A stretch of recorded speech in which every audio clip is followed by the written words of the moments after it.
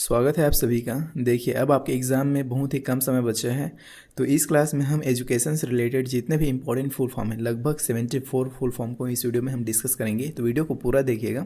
Then definitely देखिए, आपके exam में फुल फॉर्म से क्वेश्चन तो आएगा ही, इसमें कोई दो मत नहीं, ये श्योर है। तो हम इसमें 74 जो फुल फॉर्म करेंगे, हमारा ये दावा है कि इसी में से कोई ना कोई फुल फॉर्म आपके एग्ज़ाम में आएगा। तो वीडियो को पूरा देखिएगा, सभी फुल फॉर्म को नोट डाउन करते जाइएगा और सभी चीज़ों को समझिएगा, याद करिएगा। और यहाँ से आपके एग्ज़ाम में क्वेश्चन आएगा, ये श्योर है। फुल फॉर्म से 1 से 2 क्वेश्चन आते हैं आपके एग्ज़ाम में, तो इस बात को आप याद रखेंगे। चलिए शुरू करते हैं। पहला फुल फॉर्म देखते हैं, CBSE। तो इसका तो आप लोगों को पता ही होगा क्या होता है, central board of secondary education. अगला देखते हैं NCERT, national council of educational research and training, याद रखेंगे। एक होता है SCERT, एक होता है SCERT। इसमें बाकी ये 4 सेम रहेगा, council of education research and training ही रहेगा, लेकिन एस का मतलब वहाँ पे चेंज हो जाएगा, एस का हो जाएगा स्टेट, एस का हो जाएगा स्टेट। इसे भी आप लोग याद रखेंगे, दोनों बेहद इंपॉर्टेंट है, दोनों बेहद इंपॉर्टेंट है, दोनों को याद रखेंगे। बस स्टेट चेंज होगा, बाकी सभी सेम रहेगा, एज इट इज़ रहेगा। क्या हो जाएगा, state council of educational research and training. उसके बाद आगे देखते हैं UGC, क्या होता है, यूनिवर्सिटी ग्रांट्स कमीशन। अगला है AICTE, all India council for technical education. अगला है NCTE, national council for teacher education. अगला देखते हैं SCERT। देखिए SCERT आ भी गया, state council of educational research and training, याद रखेंगे, मोस्ट इंपॉर्टेंट है, ये अपने स्टेट का है तो और ज़्यादा इंपॉर्टेंट हो जाता है। अगला क्वेश्चन देखते हैं, diet, district institute of education and training. जब आप व्यापम से प्री डेट का एंट्रेंस एग्ज़ाम दिलाते हैं, वहाँ पे नाम आ जाता है आपका, तो आपको एक मिलता है डाइट, जहाँ पे आपका कोर्स कंप्लीट होता है। तो उसी के बारे में पूछा गया है, डाइट का क्या होता है, district institute of education and training, याद रखेंगे, very most important full form है ये। उसके बाद आगे देखते हैं KVS, केंद्रीय विद्यालय संगठन। फिर है NVS, नवोदय विद्यालय समिति। अगला है RT, राइट टू एजुकेशन, क्या होता है, राइट टू एजुकेशन, ये भी very most important full form है, याद रखेंगे, यहाँ से क्वेश्चन आपके एग्ज़ाम में आ सकता है। उसके बाद अगला देखते हैं MHRD, ministry of human resource development, now MOE, मतलब अब ये क्या हो गया है, MOE हो गया है। MOE का फुल फॉर्म भी देखेंगे, क्या होता है, मिनिस्ट्री ऑफ एजुकेशन। इसका भी याद रखेंगे, MHRD का अब इसका नाम रिवाइज हो गया है, फुल फॉर्म क्या है, ministry of human resource development. आगे है MOE, मोस्ट इम्पॉर्टेंट, ये मोस्ट इम्पॉर्टेंट है, याद रखेंगे। MOE का क्या होता है, मिनिस्ट्री ऑफ एजुकेशन, क्या होता है, मिनिस्ट्री ऑफ एजुकेशन, याद रखेंगे। अगला देखते हैं NEP, नेशनल एजुकेशन पॉलिसी। उसके बाद आगे देखते हैं SSA, सर्व शिक्षा अभियान। अच्छा, इसको याद रखिएगा, NEP को, इसमें बहुत कन्फ्यूज़न होता है लोगों को। आपको एग्ज़ाम में क्या दिखेगा पता है, न्यू एजुकेशन पॉलिसी भी दिखेगा, क्या दिखेगा, न्यू एजुकेशन पॉलिसी। तो आपको किसी भी कीमत पे न्यू एजुकेशन पॉलिसी पे टिक नहीं करना है। आपको टिक किस पे करना है, तो आप कहेंगे, आप टिक करेंगे किस पे, नेशनल एजुकेशन पॉलिसी। ये शब्द देख लीजिएगा, वहाँ पे नेशनल लिखा होना चाहिए, न्यू पे टिक मत कर दीजिएगा, न्यू वाला गलत हो जाएगा, नेशनल वाला सही होगा, इस बात को आप याद रखेंगे। ये very most important full form है, कई बार एग्जाम में पूछा गया है और बच्चे इसको गलत करते हैं, तो याद रखेंगे। NEP का क्या होता है, नेशनल एजुकेशन पॉलिसी। फिर आगे देखते हैं RMSA, क्या होता है, राष्ट्रीय माध्यमिक शिक्षा अभियान। आगे देखते हैं ICT, most important full form, क्या होता है, इंफॉर्मेशन एंड कम्युनिकेशन टेक्नोलॉजी। उसके बाद आगे देखते हैं NPE, national policy on education. अगला है NIPA, याद रखेंगे इसका भी, national institute of educational planning and administration. फिर अगला है IGNOU, most important full form, exam में कई बार पूछा जाता है, याद रखेंगे, Indira Gandhi national open university. IGNOU का फुल फॉर्म क्या होता है, Indira Gandhi national open university. आगे देखते हैं NIOS, national institute of open schooling, ये भी इंपॉर्टेंट है, याद रखेंगे। अगला देखते हैं ICTE, Indian council for teacher education. आगे देखते हैं TLM, मोस्ट इम्पॉर्टेंट क्वेश्चन यहाँ से बनता है, very most important full form है, याद रखेंगे, ये आपके एजुकेशन से डायरेक्ट जुड़ा हुआ है। TLM का फुल फॉर्म क्या होता है, तो आप कहेंगे टीचिंग लर्निंग मटेरियल। क्या होता है, टीचिंग लर्निंग मटेरियल, याद रखेंगे, मोस्ट इंपॉर्टेंट फुल फॉर्म। उसके बाद आगे देखते हैं पीसा। अब ये नया आया है एजुकेशन में, तो इसे आप याद रखेंगे, ये भी मोस्ट इंपॉर्टेंट हो जाता है। इसके बारे में अभी ज़्यादा लोगों को पता नहीं है, ये आपके एग्ज़ाम में आ सकता है। पीसा क्या होता है, program for international student assessment. क्या होता है, program for international student assessment. आगे देखते हैं असर, ये भी नया है, ये भी मोस्ट इंपॉर्टेंट है, याद रखेंगे, इसके बारे में भी अभी ज़्यादा लोगों को पता नहीं है। असर का क्या होता है, annual status of education report. Annual status of education report, याद रखेंगे। फिर आगे देखते हैं NIE क्या होता है, न्यूज़पेपर इन एजुकेशन। अगला है NROER क्या होता है, national repository of open education resources. अगला देखते हैं LMS लर्निंग मैनेजमेंट सिस्टम। फिर है NSS नेशनल सर्विस स्कीम। आगे है NCC नेशनल कैडेट कॉर्प्स। फिर आगे है UDICE। जब आप टीचर बन जाएंगे तो इसी में बच्चों का एंट्री होता है, प्रोग्रेशन होता है, बच्चों का डिटेल सब फिल होता है, याद रखेंगे, ये भी मोस्ट इंपॉर्टेंट है, एजुकेशन से डायरेक्ट जुड़ा हुआ शब्द है। UDICE क्या होता है, unified district information system for education. फिर अगला देखते हैं ECCE very most important full form. ECCE याद रखेंगे क्या होता है, early childhood care and education. देखिए यहाँ पे आपको आसान लग सकता है, लेकिन जब ये 4 ऑप्शन के साथ आएगा क्वेश्चन के फॉर्म में, वहाँ पे आइडेंटिफाई करना थोड़ा सा मुश्किल होता है। आप तब आइडेंटिफाई कर पाएंगे जब आपको ये अच्छे से पता होगा, अच्छे से याद होगा, इसलिए ये ज़रूरी हो जाता है कि आप इन चीज़ों को याद कर लें। ECCE का फुल फॉर्म क्या होता है, याद रखेंगे, early childhood care and education, याद रखेंगे।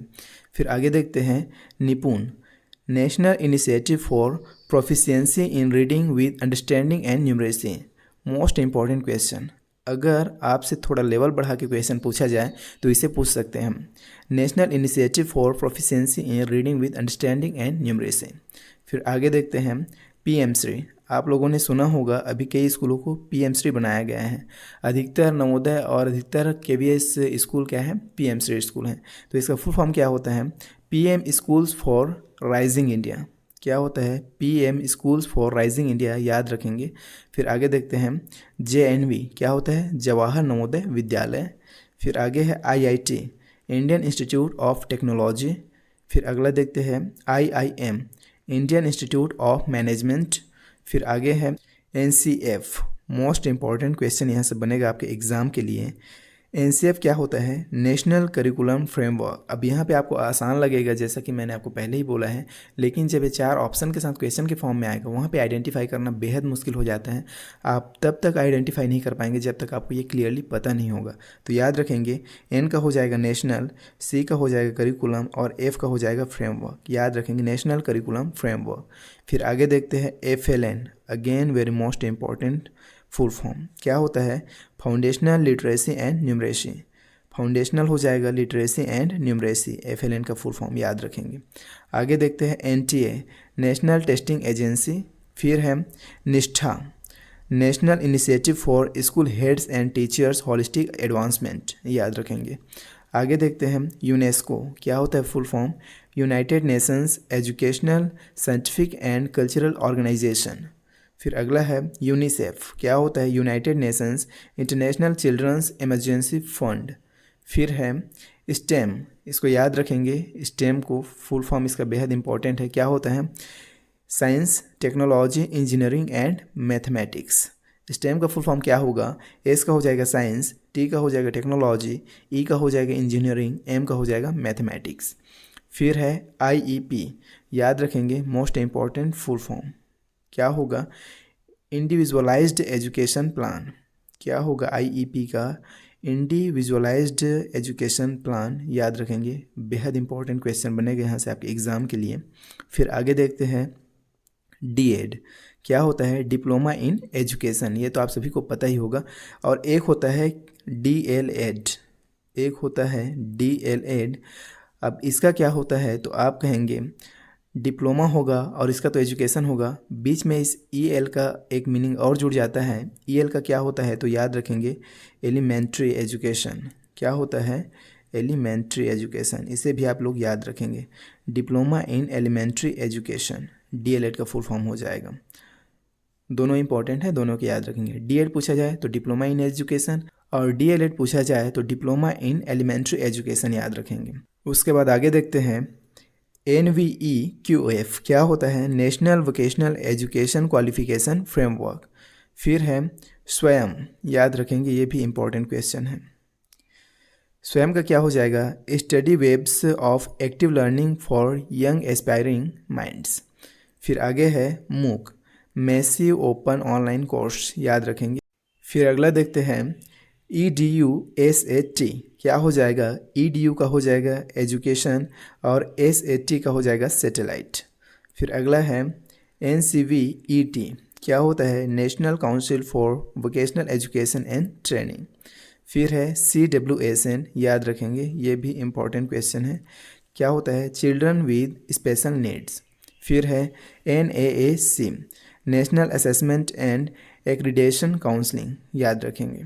फिर है NCFTE most important full form. NCFTE क्या होता है, NCF का हो जाएगा नेशनल करिकुलम फ्रेमवर्क, और टी का याद रखेंगे फॉर टीचर एजुकेशन। NCF का हो जाएगा नेशनल करिकुलम फ्रेमवर्क, और टी का हो जाएगा टीचर एजुकेशन। पूरा क्या हो जाएगा, national curriculum framework for teacher education, याद रखेंगे। फिर है SEZ क्या हो जाएगा, स्पेशल एजुकेशन जोन, क्या हो जाएगा, स्पेशल एजुकेशन जोन। फिर है Diksha, digital infrastructure for knowledge sharing, digital infrastructure for knowledge sharing, ये भी याद रखेंगे, मोस्ट इम्पॉर्टेंट है। उसके बाद आगे है पाठशाला क्या हो जाएगा, इलेक्ट्रॉनिक पाठशाला। फिर है IE इंक्लूसिव एजुकेशन। फिर आगे देखते हैं रूसा, ये भी नया है, इसे भी आप लोग याद रखेंगे। रूसा का क्या हो जाएगा, राष्ट्रीय उच्चतर शिक्षा अभियान, क्या हो जाएगा, राष्ट्रीय उच्चतर शिक्षा अभियान। फिर है ICSSR Indian council of social science research. फिर आगे है SAF school assessment framework, school assessment framework, याद रखेंगे।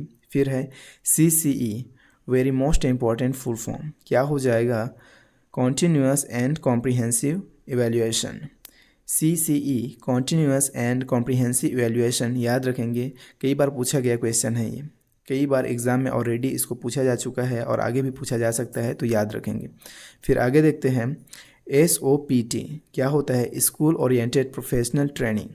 फिर है VEC विलेज एजुकेशन कमेटी।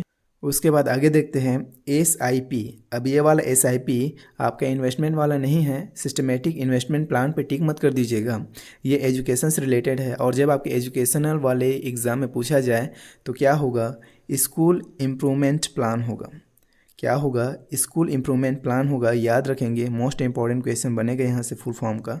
उसके बाद आगे है ZP क्या होता है, जिला परिषद। फिर है BRC ब्लॉक रिसोर्स सेंटर। फिर है CRC क्लस्टर रिसोर्स सेंटर। फिर है SBC स्कूल बेस्ड करिकुलम, याद रखेंगे, SBC इम्पॉर्टेंट है, SBC इम्पॉर्टेंट है, याद रखेंगे, क्या होगा, स्कूल बेस्ड करिकुलम। उसके बाद आगे है SFD स्कूल फैसिलिटी डेटाबेस। फिर है TPF टीचर परफॉर्मेंस फ्रेमवर्क, इसे भी आप लोग याद रखेंगे, TPF का क्या होता है, टीचर परफॉर्मेंस फ्रेमवर्क। फिर है NET नेशनल एलिजिबिलिटी टेस्ट, जिसे बोला जाता है नेट, याद रखेंगे, NET जिसे बोला जाता है नेट, क्या होता है, नेशनल एलिजिबिलिटी टेस्ट। चलिए अगला देखते हैं TET जिसे बोला जाता है टेट। जब आप D.Ed B.Ed कंप्लीट कर लेंगे, जब आपका DLED हो जाएगा कंप्लीट, B.Ed हो जाएगा कंप्लीट, तब आपको टेट दिलाना पड़ता है, टेट क्वालिफाई करना होता है, तभी आप गवर्नमेंट टीचर बनने के लिए एलिजिबल हो पाते हैं। तो इसका फुल फॉर्म क्या होता है, टीचर एलिजिबिलिटी टेस्ट, याद रखेंगे, ये भी इंपॉर्टेंट है, आपके एग्ज़ाम में पूछा जा सकता है। फिर आगे है B.Ed बैचलर ऑफ एजुकेशन। उसके बाद अगला देखते हैं M.Ed क्या होता है, मास्टर ऑफ एजुकेशन।